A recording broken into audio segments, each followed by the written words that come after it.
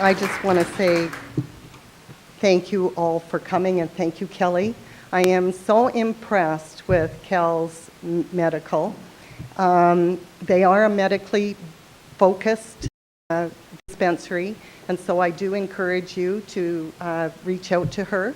And I am very pleased to be here. It's been 20 years since I've been in Saskatchewan, and it's our old stomping grounds.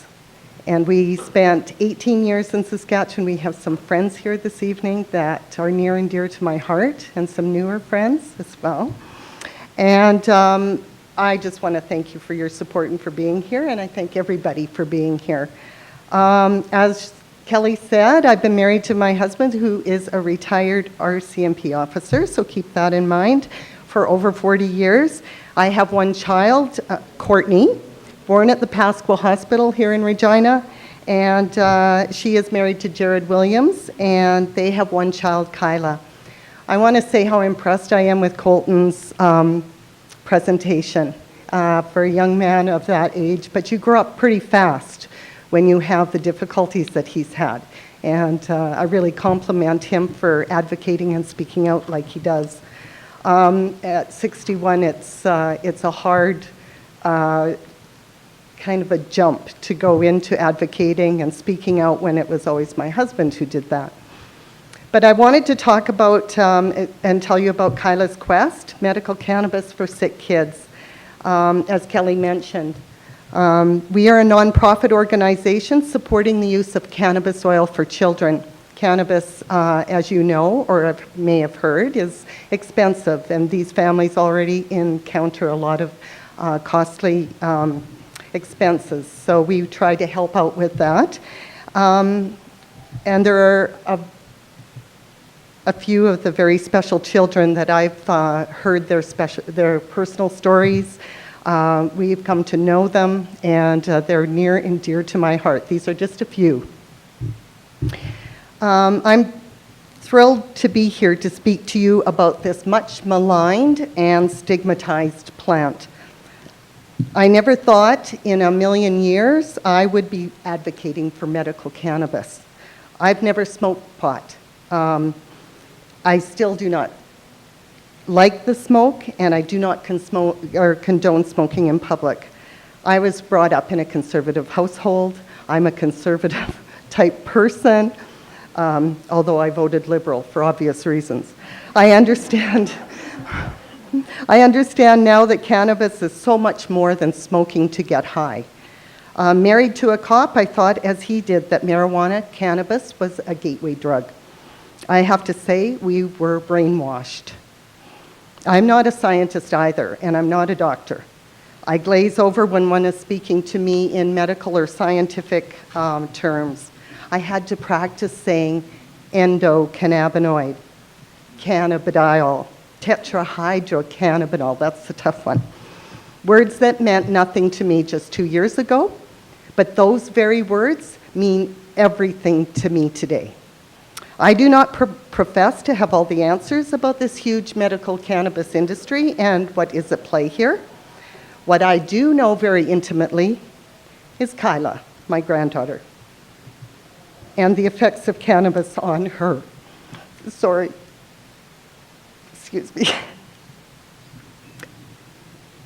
I also know intimately the struggles we have been through to get her what we needed to give her a quality of life. There are no miracles here, I'll be honest. Life's definitely not perfect. She is neither walking or talking like many kids have done after starting the oil.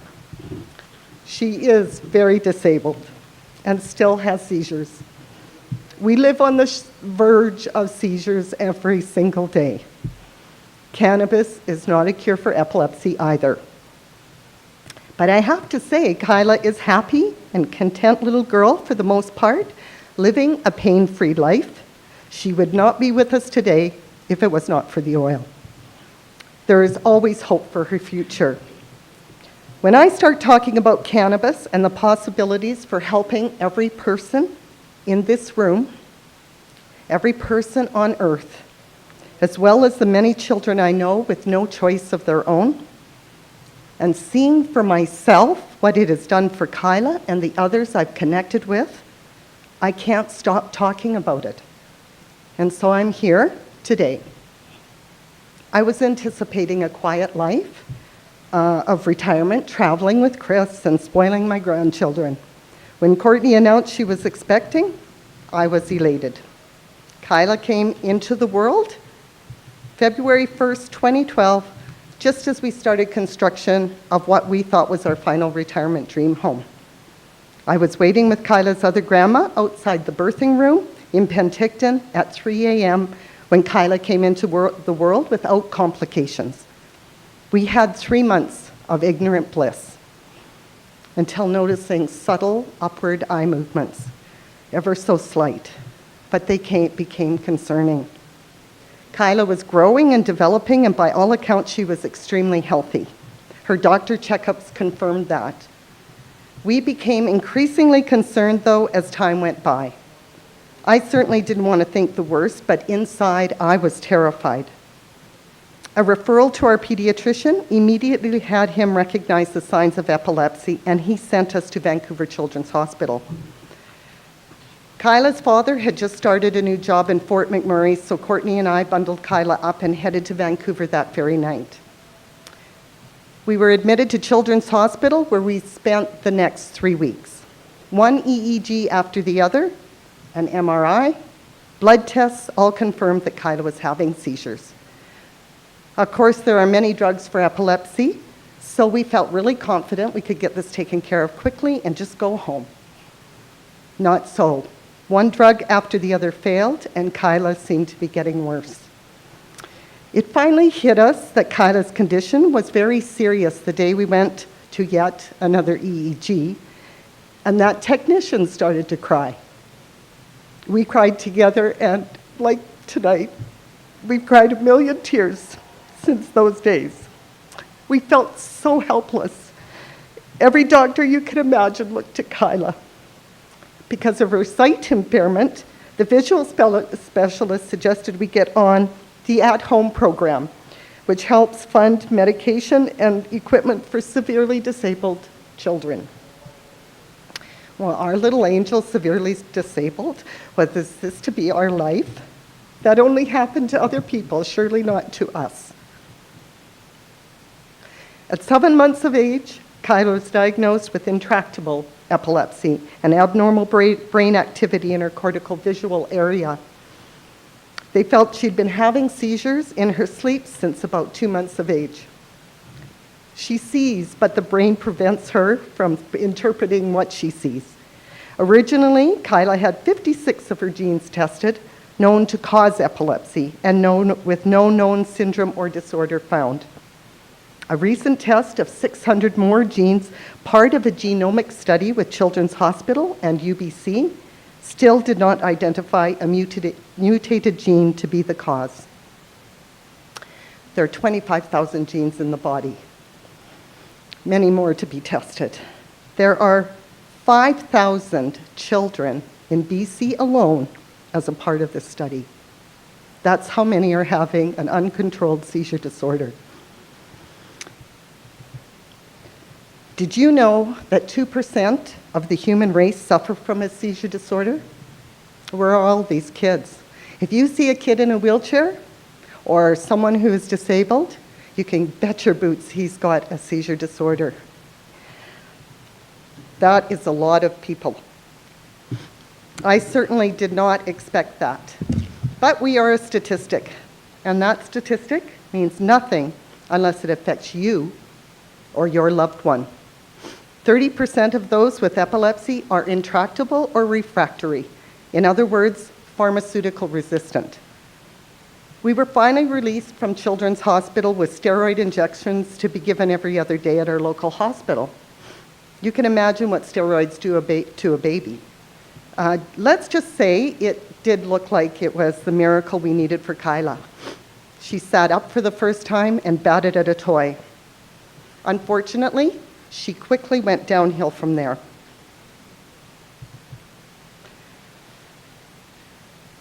She was admitted to Penticton Hospital with potassium levels so low she needed intravenous potassium immediately. As you may know, potassium not only regulates the heart, but it also affects your motor skills, and Kyla couldn't suck her bottle. A wean from the steroids was now crucial.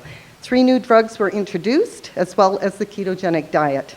An extremely high-fat diet, which in simple terms tricks the brain into controlling seizures for many. Somehow it works, and I don't understand it, but I believe that it may have something to do with the endocannabinoid system. We soon found out that it was only a very short reprieve for her. She started rejecting the drugs and the diet. She was 6 months without seizures. She was drugged up, however, very drugged up, but she was seizure-free. Seizures started coming back by the age of 2, and she was seizing 200 to 300 absent seizures a day. So she was pretty much passed out. Every absent, closing her eyes and passing out all day long. We just know it was that amount because in 15 minutes we counted the number of seizures she was having. We could see we were losing Kyla. She'd been doing so well and developing slowly with the break from seizures. Now it seemed she was going backwards. In the meantime, it had been suggested by a few people we should try medical cannabis. I was so shocked. I thought, what is this pothead talking to me about? Anyway, but there were a number of people, including her pediatrician, who had mentioned it. I thought there's got to be something to this. So a bit embarrassed, we did ask her neurologist team at Children's Hospital about this crazy notion, and they quickly said it is illegal, it's not available in Canada, and it has not had any clinical trials to prove its safety. Moving on, we thought there must be another plan. The next appointment had her neurologist inform us that we were at the end of the drugs for Kyla. We had the option to retry all those same drugs that she'd already been on. Now she had a kidney stone, a side effect of one of the drugs or the diet, and we decided doing those same drugs all over again was not an option for Kyla. The team at Children's sent us home with a 1.5-year-old child that had nonstop seizures, and the only intervention was the rescue medication. You may have heard, some of you may have heard of these drugs, dangerous benzo drugs, Ativan, diazepam, nitrazepam, which only made her worse. It seemed we had to medicate her every other day to interrupt the cluster seizures. She was becoming less and less with the world. She was losing muscle tone and slipping away from us slowly. And then it was my 91-year-old father. He called me one morning and he said, Elaine, I've got the answer for you. It was like 6 o'clock. He had to wait until 6 to call me. And he says, you've got to watch this documentary on CNN called Weed 2 by Dr. Sanjay Gupta. That was it for us. The first impression I got was, wow, there's sure a lot of kids struggling like Kyla. I couldn't believe that. We thought we were alone. And here was evidence that high CBD, cannabidiol, and low THC hemp oil was helping, even stopping seizures altogether in some of these cases. We got very excited, and our hopes for Kyla were renewed. Many of the epilepsy sufferers and their families profiled on the CNN special had moved to Colorado to access the oil distributed under the name of Charlotte's Web. I immediately began to reach out looking for product in Canada. BC Bud was so huge, could there not be something here to help us?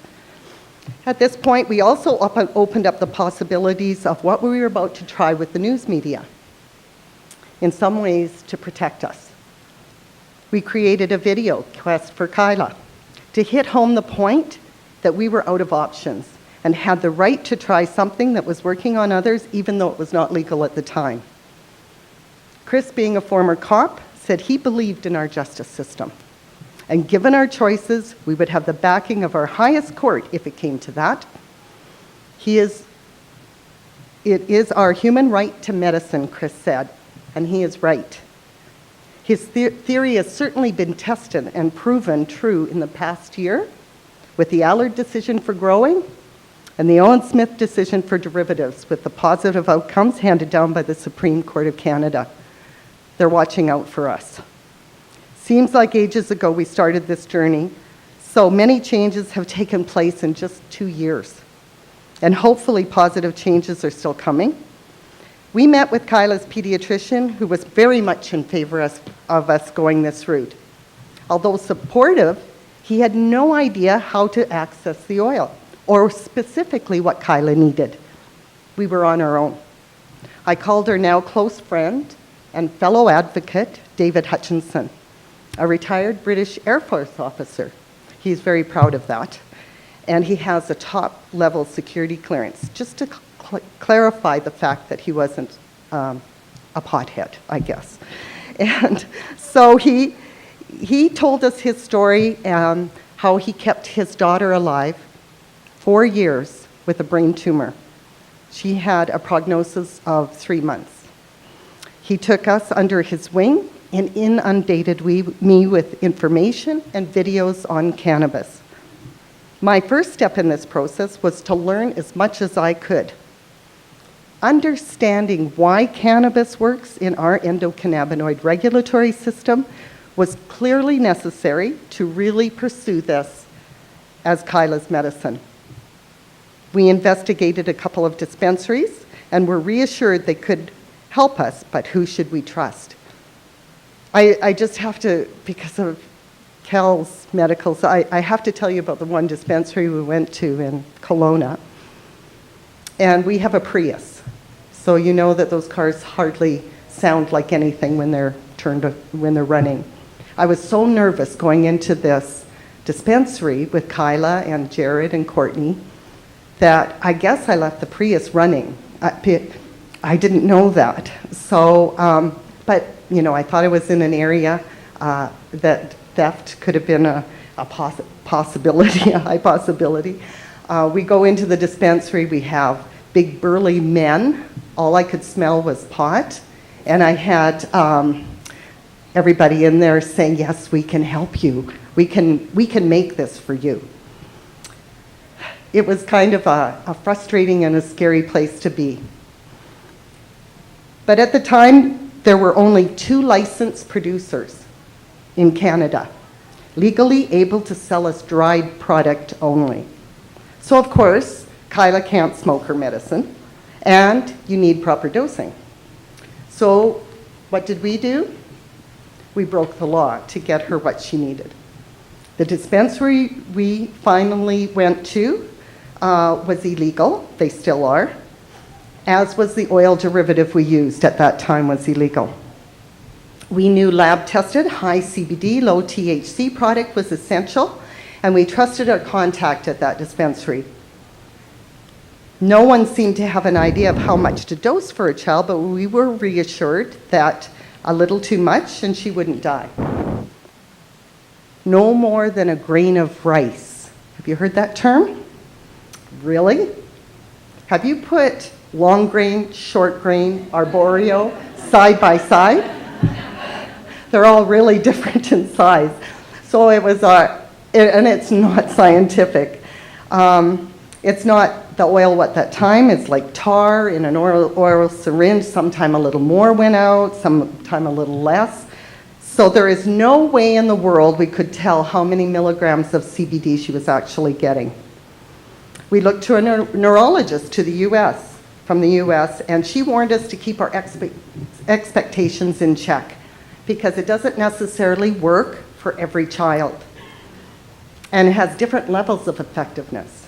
We felt that even just some relief would be worth the try. Nervously, we gave Kyla the first oil. We sat there and watched to see if anything would happen. We looked for improvement for 2 weeks and saw nothing. We saw some side effect improvement, but not seizure control. So then Courtney and Jared were on their way to Vancouver, and in Vancouver they picked up the second higher CBD level oil. They gave it to Kyla right away, and within half an hour, her seizures completely stopped.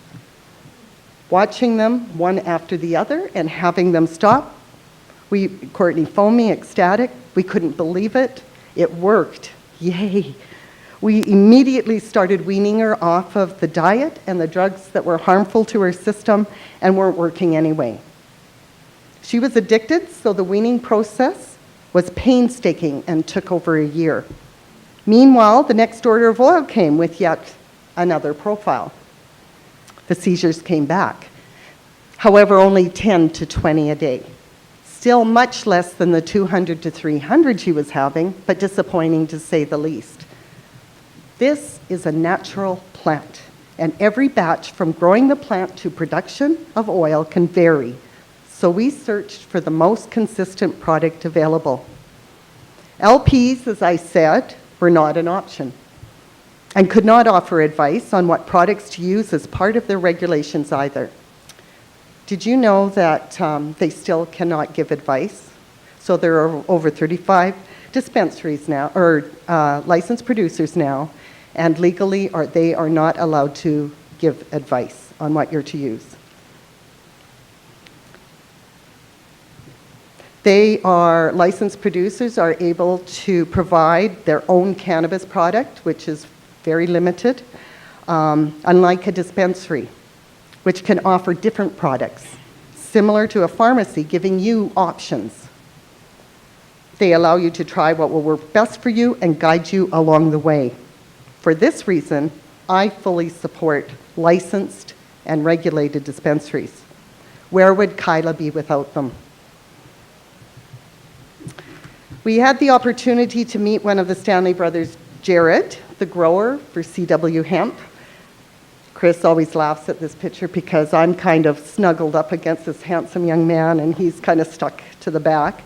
But he was very supportive in our efforts and offered advice on the oils. When the Stanley brothers started shipping to Canada, we immediately had Kyla on the CW oil. Our Canadian product was just too inconsistent at the time. Charlotte's Web is mixed in either fractionated coconut oil or olive oil and comes with a dosing protocol based on weight, essential when starting out for children. Chris and I traveled to Colorado to investigate why this oil was more effective. So here's Chris with his Veterans RCMP badge in the field of Charlotte's Web.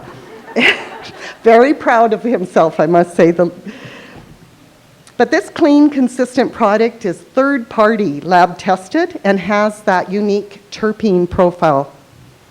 Think of terpenes, like Colton said, as aromatherapy, the smells. Science has proven terpenoids such as limonene and pinene play as much a part in the cannabis medicine as the cannabinoids. CW oil is scientifically proven to help reduce, if not totally eliminate, seizures in hundreds of children. Charlotte's Web oil is named for Charlotte Figge, and she's just she was the first child that these Stanley brothers created the oil for. They had her and Zakai Jackson, who runs, his mom runs Realm of Caring, which is a nonprofit organization out of Colorado Springs.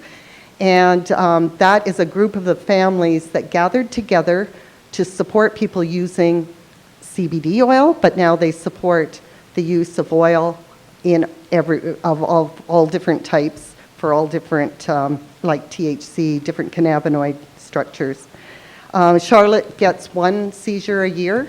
She was palliative. She was dying.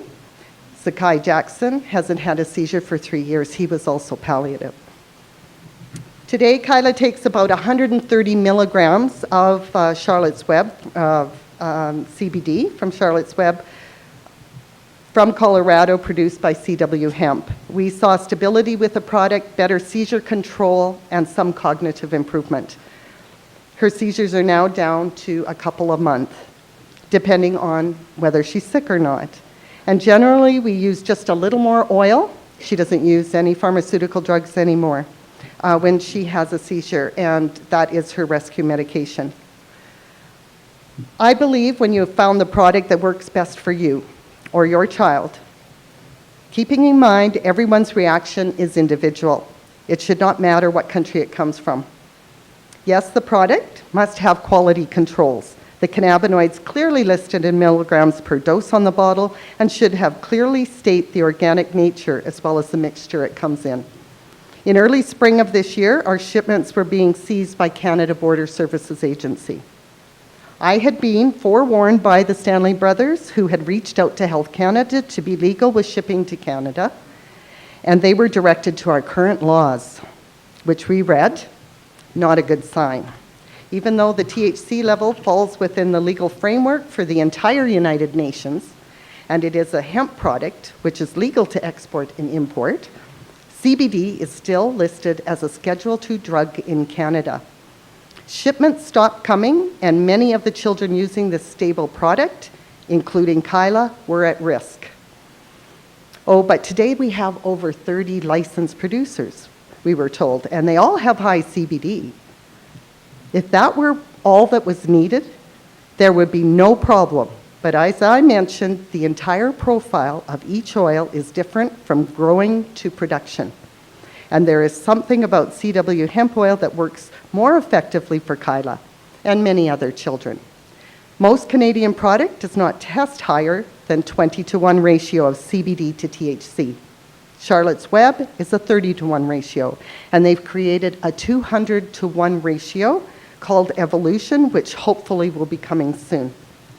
Dr. Bonnie Goldstein, a pediatrician from California with over 400 patients, so she's a pediatrician, 400 cannabis patients, they're all children, and she's from California. She says children with intractable epilepsy show even better results with a 40+to-1 ratio. So thankfully, after a coalition of families wrote to our current Liberal government, we were given an option. Health Canada surprisingly came up with a simplified version of a medical exemption for CW, because we had looked into this process at the beginning and of our journey and found it to be very difficult for the doctor involved and knew that it wasn't likely achievable. So thankfully, Health Canada worked with a dad, Barry Polgson, from Ontario to make this happen. His daughter, Kate, has intractable epilepsy and doing extremely well on the oil. Should families get a doctor to write a letter saying their child uses CW and will continue to follow their progress, they could get the exemption based on each individual case. Keep in mind, this exemption is available for anyone, not just children. This happens to have worked for us and others, however, it is wrought with problems and has been a difficult process for many. One of the major obstacles is that some doctors are not wanting to write the letter because they are misinformed about legalities. They are reluctant as they are not educated in cannabis medicine and the endocannabinoid system. I'm happy to say as time progresses, though, more and more are coming on board. BC Children's Neurology Department has just given the go-ahead for their doctors to send the letter for the many families who've been asking them to do so. Ironically, that exemption letter we got calls our hemp oil a narcotic. To understand how ridiculous that sounds, clearly they are not educated about cannabis either and hold on to untruths surrounding this plant. Frustrating for many is the fact that the exemption has limited the oil to the unflavored version only. Natural chocolate mint helps with children who have difficulty with the taste, and there is no sugar added. So is this stipulation to prevent children from actually liking it? I hardly think so. If a child drank a whole bottle of cherry-flavored cough medicine, they could die. A whole bottle of CBD might give them an upset tummy, but they would not die. This regulation does not make any sense and just causes more hardship for the kids. Nonetheless, we are grateful to the Liberal government for creating an avenue for us during the interim before legalization to get our medicine for Kyla and others. We are sincerely grateful for that. But unless the law changes, many fall through the cracks and are struggling. More producers are now stepping up in Canada and offering great high CBD-based oils with the lowest levels of THC. This is good news. We have learned so much through Kyla and other children and folks I've connected with through Kyla's Quest. And there is still so much more to learn about the medical benefits of cannabis. I imagine that is why some of you are here. So, as director of our nonprofit organization, I try to point people in the right direction to facilitate their education on the endocannabinoid system and why cannabis works. I try to help to identify which cannabinoids would be best for them to first try. There are over 100, as was mentioned, 159. I heard 140, it keeps growing.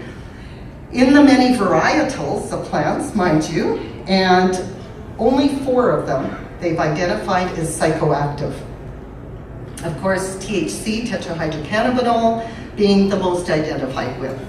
CBD, or cannabidiol, happens to be the most effective cannabinoid for kids with seizures and in folks in general for many conditions. It's the first one I recommend people try. It is derived from the sativa family of cannabis plants, which is generally higher in CBD overall, unlike the indica family of plants, which is higher in THC, with very little CBD, if any at all. Hemp is of the sativa family and produces the highest ratios of CBD to THC. Evidence seems to suggest some THC, however, even though the tiniest amount, is beneficial as cannabinoids work in harmony. And they call this the entourage effect. I say we drop CBD, cannabidiol as a Schedule II drug altogether and have it available as a dietary supplement. The same as in the United Kingdom and in the United States. In most of the United States. A rep at Health Canada stated they did not understand why it was ever scheduled in the first place. As I said, most children respond to the highest ratios of CBD possible, but not all of them. There is a number of children who respond better to THC, so let's not forget those children. Or the non-psychoactive raw acid form of THCA. Again, we are all different, and the only way to know is to try. Closing the door to possibilities can prevent you from discovering your own best medicine. Chris and I both take a maintenance dose of locally produced high CBD oil, and Kelz has that same brand, daily for a variety of reasons. I've been able to control my headaches, migraines, and body aches, and for some reason, Chris really likes the mood stabilizing factor for me. And the beauty of it is it does not make you high. Many of the folks who reach out to me are seniors. So here's Hope. She's an 80-year-old lady from Penticton who could barely make it up our stairs when I first met with her to discuss cannabis as an option this past summer. She had fallen 2 years ago and was in constant pain and couldn't sleep at night. Hope stated clearly she was not interested in using dangerous opioids for relief as her doctor was suggesting, and she did not want to get high. I first educated her by directing her to my website and other internet sites to learn. Then connected her to a product that is high CBD, low THC for daytime. She also takes a very low dose THC cap, 5 milligrams at night, and she's never looked back. I could not believe how quickly she responded. She can climb those stairs like nothing now. She looks like a 30-year-old. She's just so excited. But I have to say, not everyone finds that combo and dose that easily. Who knows of what the oil could prevent in the future as well. My mom had dementia and colon cancer when she passed away. However, she was 93, but I'm not taking any chances. CBD is non-toxic, non-psychoactive, and no one has ever died from a cannabis overdose in the history of man. Cannabis dates back as a medicine for thousands of years. Unlike the ibuprofen and Tylenol I was taking for headaches and muscle aches, in what I now realize were dangerously excessive amounts, cannabis has no harmful side effects. You will notice I call it cannabis and not marijuana. Marijuana has gotten us into a lot of trouble, even medical marijuana. The derogatory, racist term marijuana was put on this plant during Prohibition in the 30s. The evil weed. It was meant to scare everybody. Cannabis is the correct terminology and involves all the many varietals of the plants. When you say marijuana, you can't deny a certain image comes to mind. And that stigma is hard to overcome. I just, hopefully I haven't lost it in my... I want to read you something that was just happened recently.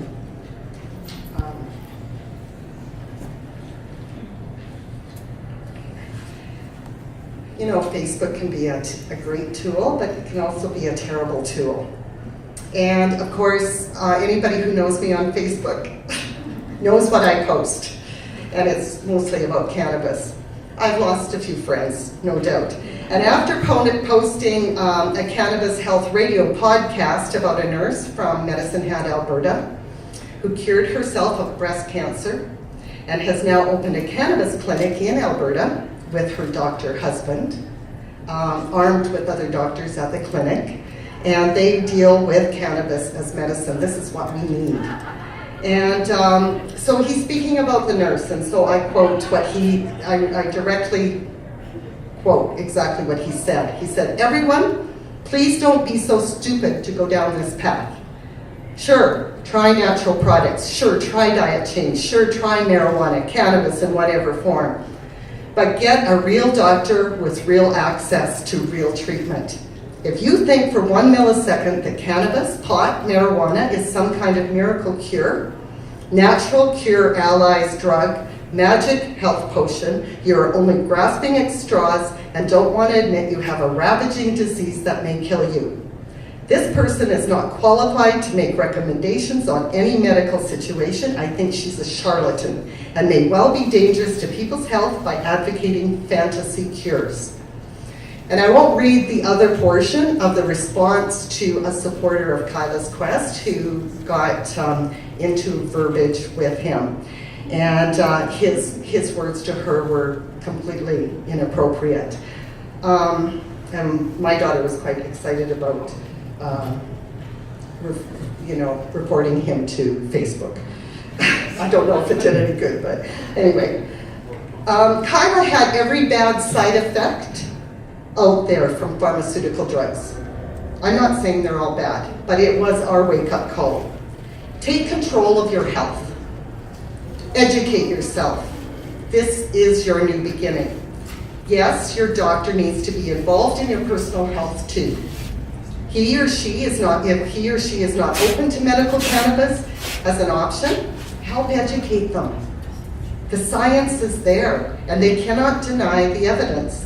There are many doctors being encouraged to see the light with the determination of their own patients. And Dr. Dave Hepburn, for one, is a medical doctor from Vancouver Island who left his practice to now train doctors in the use of cannabis for their patients. Dr. Hepburn has an impressive bio with a wide range of experience and is a bit of a celebrity, having co-hosted the popular radio show called Wise Quacks, Doctors Without Boredom. So he's a funny guy. He was our keynote speaker on how to get help, not high, at an event such as this. We had over 200 seniors come to that event in Penticton. Kyla's Quest hosted this event in Penticton this September. He continues to study the newest cannabis research out there and has indicated that the world is very close to matching human genetics with plant cannabinoids to better assist you with finding the right cannabis medicine for you. That is huge. They're also doing that for pharmaceuticals, but also cannabis. He admits it was his patients who taught him with their own evidence of healing with their use. Should your doctor wish to contact him for further education, that is a possibility. He does the seminars.